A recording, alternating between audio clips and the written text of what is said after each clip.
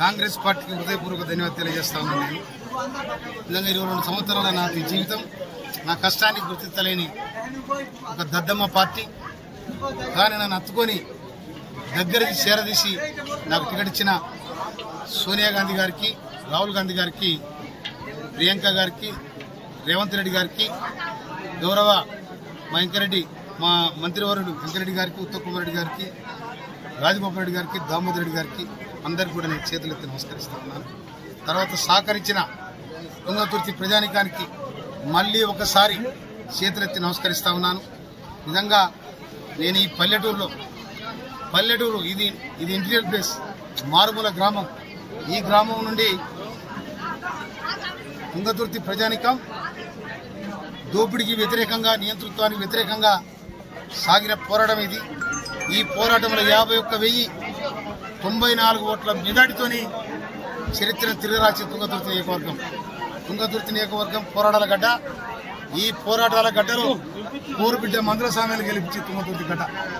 అందుకోసమనే తుంగతుర్తి గడ్డకు వందనం, తుంగతుర్తి బిడ్డకు వందనం, శుభాభివందనం.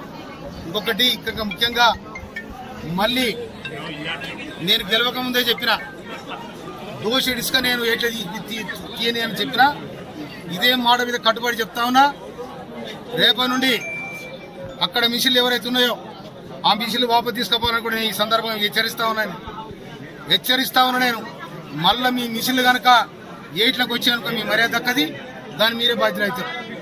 కనుక గౌరవ ముఖ్యమంత్రి గారు కూడా ఈ ఇసుక మాఫియాను బంద్ చేయాలని వారు సంకల్పంతో ఉన్నారు.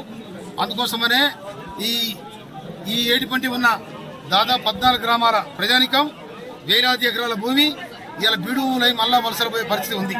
కనుక జరగనీయను. తర్వాత ఇంకోటి, నేను ఎమ్మెల్యే గెలిచి నా ఊరికి నేను మొదటిసారి వచ్చినందుకు నా స్వాగతం పలికిన గ్రామ పెద్దలందరికీ, మహిళలకు అందరికీ కూడా హృదయపూర్వక ధన్యవాదాలు తెలియజేస్తున్నా. గవర్నమెంట్ ఇచ్చిన 6 గ్యారెంటీలు ఏతున్నాయో